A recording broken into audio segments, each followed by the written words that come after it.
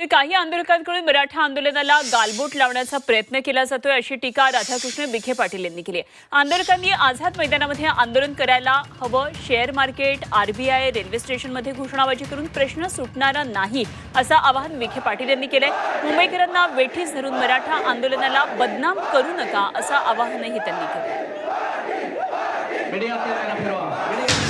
आज देवेंद्रपणी स्वतः आझाद मैदानावर बसलेले आहे। मला वाटतं सगळ्या मराठी बांधवांनी आझाद मैदानावरच गेलं पाहिजे आणि त्या आंदोलनामध्ये आपला सहभाग नोंदवला पाहिजे। आपण मुंबईला आलो कशा करता, त्यामुळे मुंबईकरांचे हाल नको, आपल्याला आपली बदनामी नको। थोडा वेळ आंदोलकांच्यामुळे मुंबईमध्ये थोडा काही परिणाम होईल, त्यांनी काही फार मला वाटत नाही की तितक्या आपण याच्यामध्ये काही टीका करण्याचं कारण आहे।